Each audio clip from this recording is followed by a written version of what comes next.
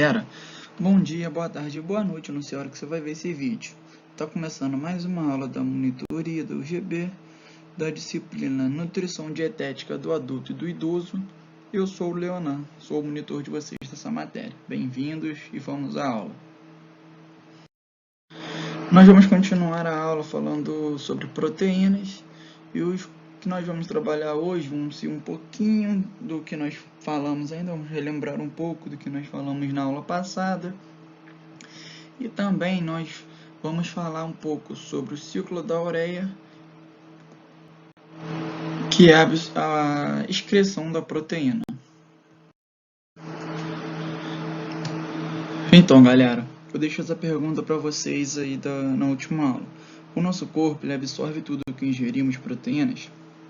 Então, a resposta, espero que vocês tenham acertado ou imaginado, é não. Aqui eu deixei uma imagem resumida de como ocorre todo o processo de absorção e digestão proteica até o fígado. Relembrando um pouquinho, proteína ingerida pela dieta, sendo quebrada ela, transformada em polipeptídeos e aminoácidos. Lembrando que o corpo não absorve aminoácidos de cadeia longa, assim, por exemplo. Lembrando, o aminoácido ele forma ligações peptídicas. Um aminoácido é um peptídeo. 2 aminoácidos dipeptídeo, 3 aminoácidos tripeptídeo, e quando tem uma cadeia maior que isso, o corpo não absorve, então ele continua quebrando e para fazer a absorção.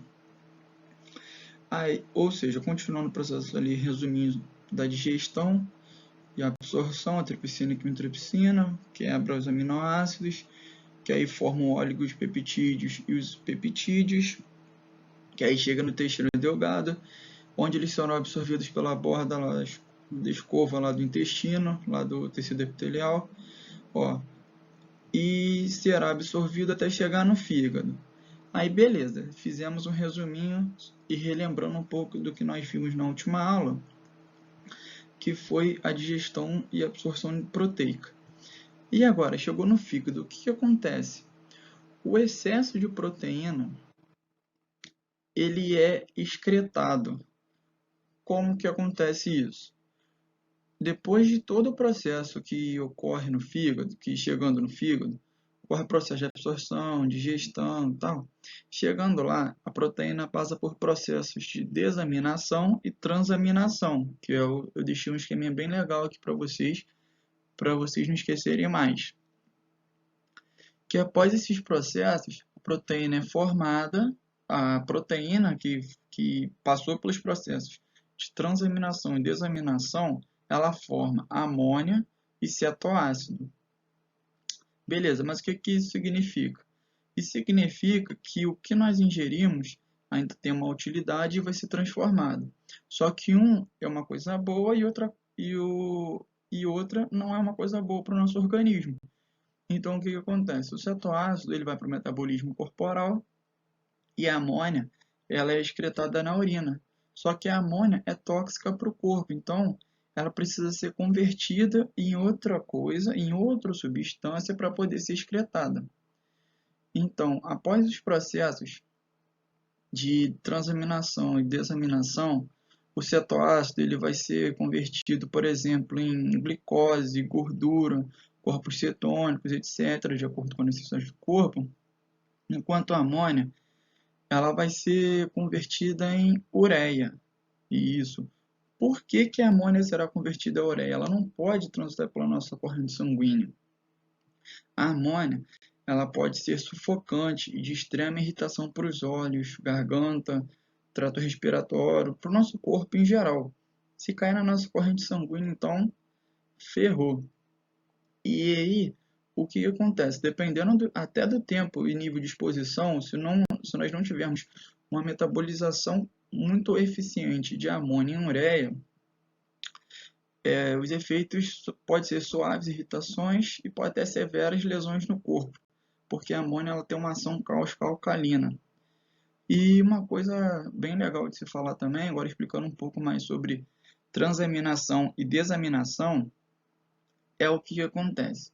A transaminação ela é uma reação caracterizada pela transferência de um grupo amina de um aminoácido para um cetoácido, ou seja, você transforma o grupo amino, que nós já vimos a estrutura de uma proteína, ela transfere para um cetoácido, que aí forma um novo aminoácido e um novo ácido alfa-cetônico, que é assim que é na transaminação em particular que o nosso corpo produz os aminoácidos não essenciais. Lembra que nós vimos também que tem os aminoácidos essenciais, os não essenciais, condicionalmente essenciais.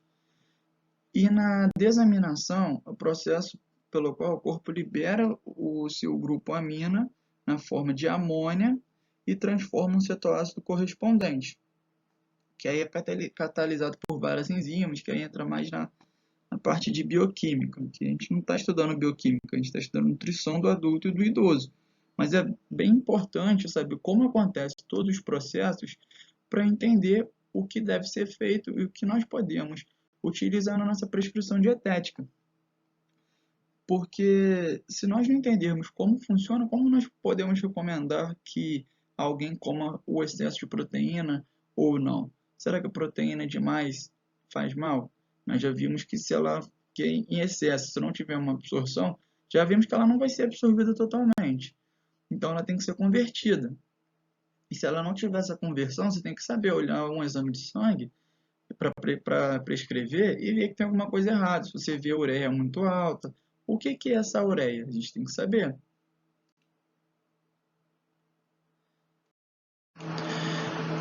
Galera, então, esse é um pouquinho do ciclo da ureia. Eu não vou falar para vocês todo o ciclo, porque seria já uma aula de bioquímica, né?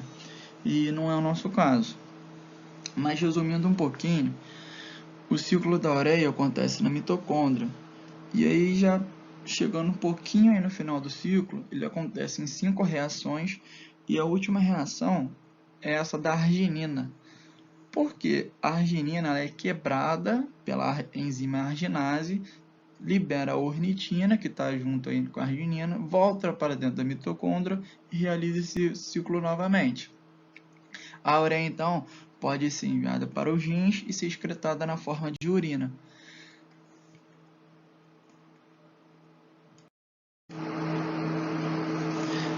E agora, de uma outra forma, com uma outra visão, um processo, eu acho que até mais didático para vocês poderem entender um pouco daquele resumo, um pouco do que eu falei do slide anterior. O que acontece? A amônia ela é uma substância tóxica, resumindo isso tudo, é uma substância tóxica que tem que ser convertida em ureia para poder ser excretada, né, do corpo. Então, olha só, o processo da ureia, da formação de ureia, acontece no fígado, que é transportada, né, pelo sangue posteriormente, captada nos rins e excretada pela urina.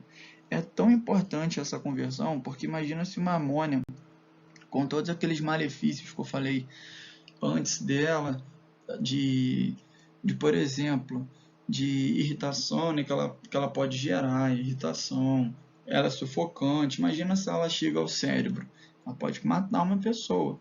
Então, por isso esse processo é tão importante. Aí ela é transformada em ureia, transportada pela corrente sanguínea, que chega no nos rins, e é excretada pela urina. E agora nós chegamos um pouco no final da nossa aula sobre proteínas. Nós vimos a digestão, a absorção e a excreção de proteínas. Resumindo um pouquinho do que nós trabalhamos sobre proteínas, nós vimos que nós não absorvemos toda a proteína ingerida. Então, nós respondemos a pergunta levantada no início. Vimos que não adianta comer 1 kg de proteína se você não tem capacidade de absorver, porque ela vai ser excretada na forma de ureia, e ureia sai na urina. Então, não adianta você comer 1 kg de carne e você não vai conseguir absorver tudo.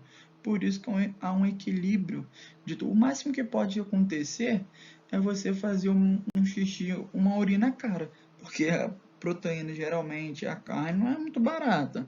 Então, se a gente não tiver um controle nutricional principalmente, além de nós estarmos jogando, forçando o nosso corpo a absorver mais coisas do que ele aguenta, nós estaremos jogando dinheiro fora.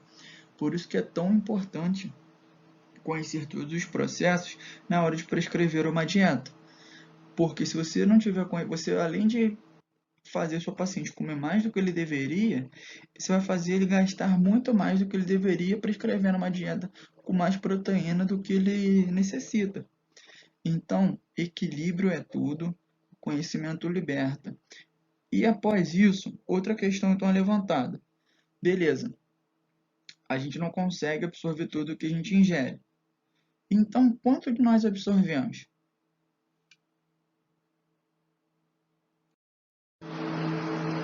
Galera, outra pergunta aí. Então fica ligado que, olha, na próxima aula nós discutiremos o cálculo de NPU, NDPcal e NDPcal por cento, que aí nós vamos descobrir o quanto teoricamente de proteína que nós ingerimos nós estamos absorvendo. Valeu, até a próxima aula.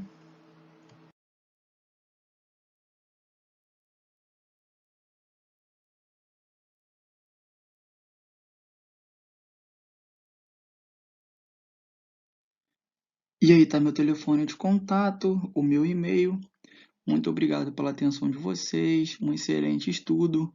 Qualquer dúvida que tá as formas de vocês poderem se comunicar comigo, só mandar um zap, um e-mail que eu vou estar respondendo o mais breve possível. Valeu, bons estudos.